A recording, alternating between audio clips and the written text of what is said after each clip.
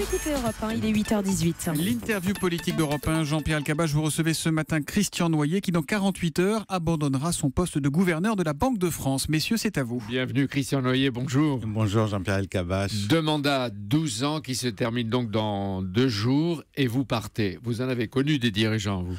Ah oui, j'ai connu 2 présidents de la République, 5 premiers ministres, 9 ministres de l'économie et des finances. Mais bon, c'est vrai, c'est une tranche de vie. Et 2 présidents de la BCE. Et 2 présidents dont de la vous êtes BCE. membre. Est-ce que vous avez connu des périodes sans crise? Les premières années où j'étais gouverneur de la Banque de France, oui, disons entre 2003 et 2006, on était dans une période de bonne croissance, une période assez facile. Et on voyait rien venir.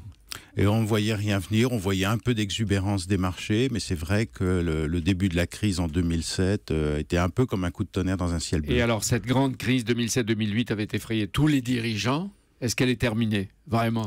On est en train vraiment d'en sortir. Elle est largement finie dans l'ensemble du monde. Il faut bien sûr réparer les stigmates de la crise, mais elle est finie dans l'ensemble du monde. On a eu un épisode spécial en Europe avec les pays périphériques, la crise des dettes souveraines.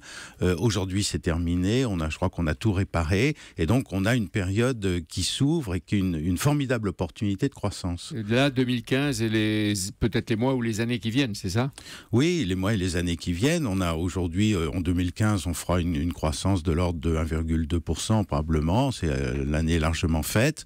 Mais l'année prochaine, on doit pouvoir accélérer et on en fera sans doute 1,6, 1,7% de croissance. Peut-être mieux si on accélère les réformes. Mais ça, c'est très important. Et alors, hier, la Fed américaine n'a pas changé ses taux, alors que tout le monde le prédisait. En quoi c'est important? Est-ce que ça nous concerne? La Fed a ouvert la porte à éventuellement changer ses taux en décembre. Ça nous concerne pourquoi? Parce que si la Fed remonte ses taux, elle le fera certainement à un certain moment, ça veut dire que l'économie américaine est très forte, qu'elle tourne à plein régime, que le chômage est très bas, et aujourd'hui à 5% aux États-Unis, et que l'ensemble de l'économie américaine, si l'économie américaine va bien, elle tire l'ensemble du monde, elle tire l'Europe, elle nous aide à accélérer notre croissance.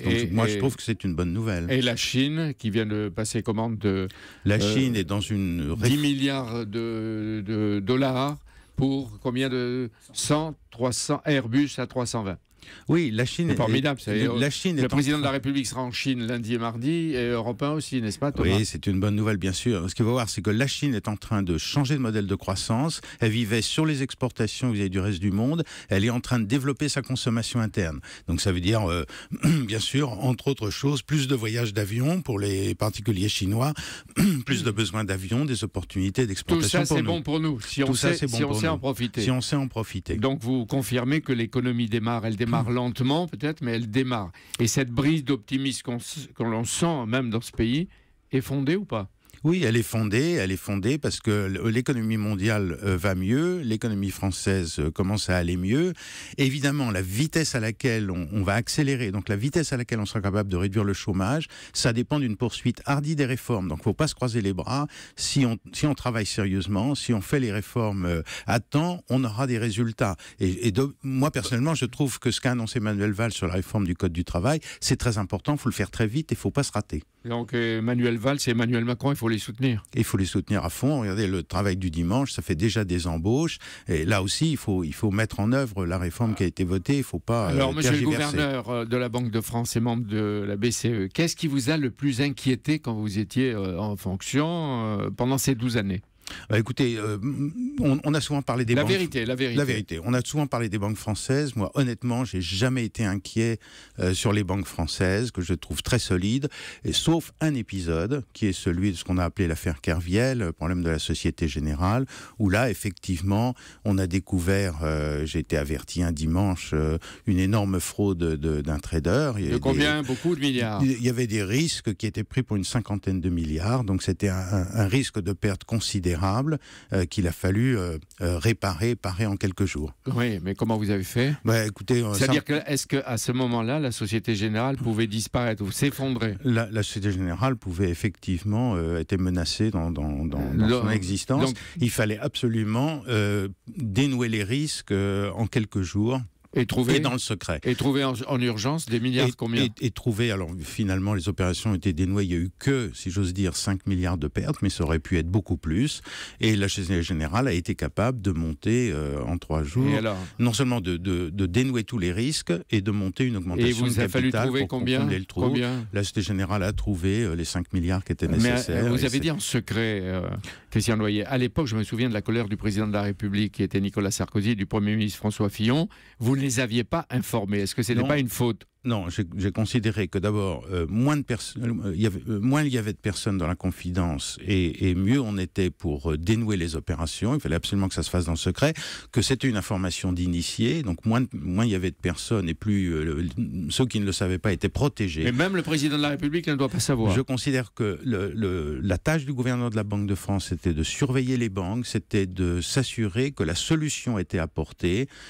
C'était ma responsabilité et je voulais je voulais dire les choses une fois qu'on aurait apporté la solution. Il nous a fallu 3 jours. C'était pas un délai si important que ça. Si c'était à refaire, vous feriez la même chose, même avec un autre président de la République, un autre Premier ministre? Si c'était à refaire, je referais exactement la même chose avec n'importe quel président de la République et n'importe quel Premier ministre. Les politiques ont du mal à l'accepter. Comme par exemple le livret A. Régulièrement, son taux est fixé 2 fois par an. Et ça provoque constamment des drames. On en parle dans toutes les rédactions, ici à Europe. La décision, monsieur le gouverneur, est-ce qu'elle est prise selon des critères économiques ou des raisons politiques et parfois électorales? Il y a un fond de raisons économiques, la vérité. Parce qu'on a mis on demande au gouverneur de la Banque de France de donner son opinion, d'être un peu le chef d'orchestre de la procédure. Mais en réalité, la décision finale, elle est inspirée par des considérations politiques. Et ça, c'est absurde. Le livret A, c'est un instrument économique, c'est un instrument d'épargne, ça devrait suivre les taux d'intérêt de la BCE. Et donc, à chaque fois qu'on Mais quels que soient les gouverneurs de droite, de gauche, c'est une tentation vous permanente. Proposez, et la réponse vient de Bercy, Matignon et souvent de l'Élysée. Je trouve que ça n'a aucun sens. On a donné la politique monétaire à une banque centrale indépendante qui est la BCE et avec l'ensemble du système. On devrait faire la même chose pour le livret A. Est-ce qu'on peut changer aujourd'hui la manière de décider du taux du livret A? Oui, ça devrait être entièrement délégué au gouverneur de la Banque de France ou alors totalement indexé sur les taux de la BCE, que ça suive la politique monétaire. Mais injecter... Et les gens s'y habitueraient très vite. On saurait que c'est pas le gouvernement qui décide, que c'est pas sa responsabilité, et que quand la BCE monte ses taux ou baisse ses taux, on va pas accuser le gouvernement français ou allemand. Alors, c'est une idée de réforme lancée, elle sera difficile. Lundi, vous passerez vos pouvoirs à votre successeur, François Villeroy de Galhau. Vous lui donnez quoi? La clé d'une forteresse, d'un coffre, et est-ce qu'il est vide ou plein? Et qu'est-ce qu'il y a dedans? Je lui donne d'abord les clés d'une institution, si j'ose dire, qui se porte bien, qui a un rôle très actif autour de la BCE et qui met en œuvre la politique monétaire en France. Donc c'est ça le plus important. Bien sûr, je vais lui donner la clé de mon bureau. Accessoirement, oui, on peut dire symboliquement la clé des réserves d'or de la Banque de France. Il y en a beaucoup, là. Oui, il y a 2300 tonnes à peu près. 2300 tonnes d'or. Oui, un peu plus. Et encore beaucoup plus beaucoup de réserves de change. On a des milliards de dollars et d'autres devises. On peut être tranquille, effectivement. Quelles sont les qualités essentielles pour un gouverneur, ce que vous dites à M. François Villeroy de Galhau? Les qualités essentielles, c'est être indépendant vis-à-vis des politiques, mais aussi vis-à-vis des lobbies économiques et financiers. C'est beaucoup de sang-froid et c'est sûrement être au plus près des besoins de la société, de l'économie, pour injecter dans la politique de la BCE ce qu'il faut. Il a vraiment toutes ces qualités. Moi, je suis très, très content de le voir me succéder. Vous partez, vous avez beaucoup de secrets. Et à qui vous allez les transmettre? Vous avez les secrets, on les garde en général très peu de temps. Tout est connu de nos jours. Donc s'il y a des petites choses à les dire à quelqu'un, je les dirai à lui. Mais franchement, je vois qu'on est très transparent. C'est aujourd'hui. Mais aujourd'hui, je vous dis tout, mais franchement, tout est connu. Alors, les secrets, on les garde 2 ou 3 jours. Quel est votre message, rapidement, quel est votre message destiné aux citoyens, à nous et aux politiques, s'il y en a?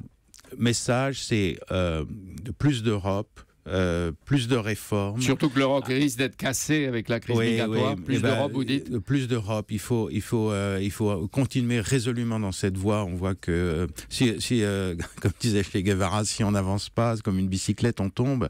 Et donc, non, il faut aussi arrêter le repli sur soi, la tentation du repli sur soi, le déclinisme, les discours défaitistes. Soyons optimistes et allons de l'avant et serrons-nous les coudes et faisons les réformes qu'il faut. Et il n'y a aucune raison qu'on ne fasse pas redescendre le chômage de 10 à 7% en 4-5 ans si on bosse. De 10 à 7%? Ah, on n'est pas condamné au 10% de chômage. On n'est pas condamné du tout si on va hardiment dans la bonne direction. Le Christian Noyer qui cite Che Guevara, c'est quand même un événement. C'est pour vous, Jean-Pierre Elkabbach. Merci, monsieur le gouverneur Christian Noyer. Au revoir et à bientôt. Si vous voulez qu'on vous aide à déménager les coffres avec Jean-Pierre, on est disponible ce week-end. Surtout qu'il y a beaucoup d'or là. Demain, c'est Sandrine Rousseau, tête de liste Europe Écologie Les Verts en région Nord-Pas-de-Calais-Picardie, qui sera votre invitée à 8h20. C'est son tour et on lui avait promis, elle sera là. Europe.